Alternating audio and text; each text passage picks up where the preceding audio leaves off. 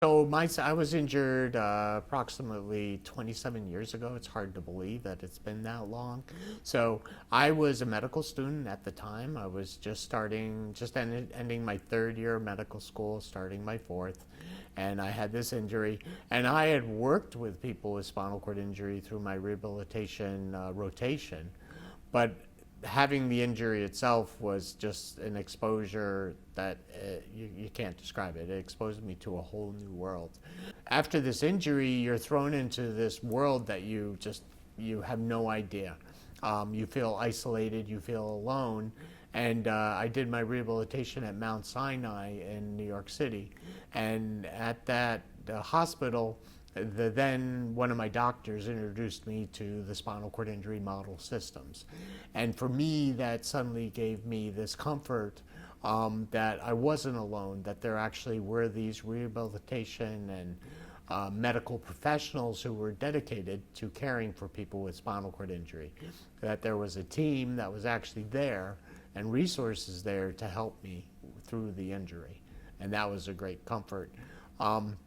As far as the injury itself, it certainly gives me a unique perspective. When we talk about some of the medical complications, I certainly live them or run the risk of many of them, whether it be things like pressure injuries, we hear them called pressure sores, the impact that those can have on a person's life. I know what it's like to be non-compliant, to have to try to follow through some of the therapies that we're supposed to do and the challenges that you face being on these medications. The other things in terms of just the changes within my own body that happen. Whether we talk about, you'll hear the autonomic nervous system and autonomic dysfunction.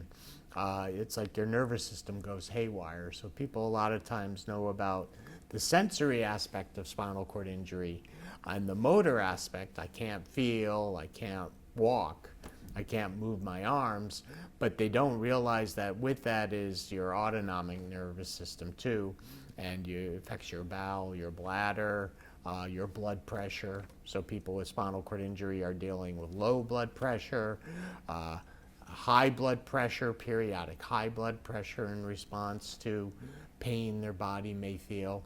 And that's often difficult for people to understand because it's, well, you can't feel. How do you feel pain? And it's like, I may not feel pain, but my body feels pain. For a listener who's a neurologist, they understand completely what I'm talking about in the sense that the autonomic nervous system is what controls your cardiovascular system. And so you have these blood pressure changes. But with pain, what can happen is your body feels it.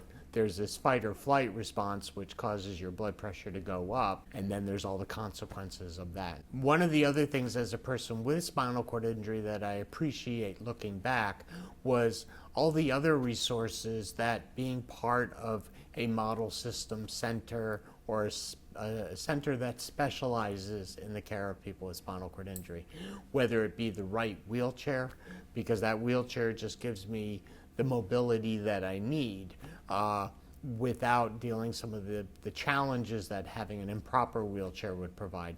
It made connections for me in terms of returning back to school. It helped with my future employment.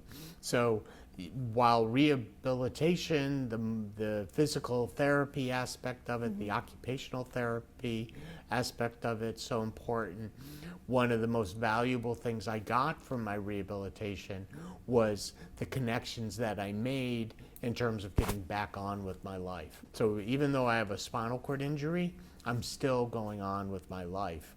I still can go back to work. I can still have a family. I can still have children. So even though I had a spinal cord injury, I had these, I had paralysis, I couldn't feel, I had all these challenges. I still could live as normal a life as possible. Right.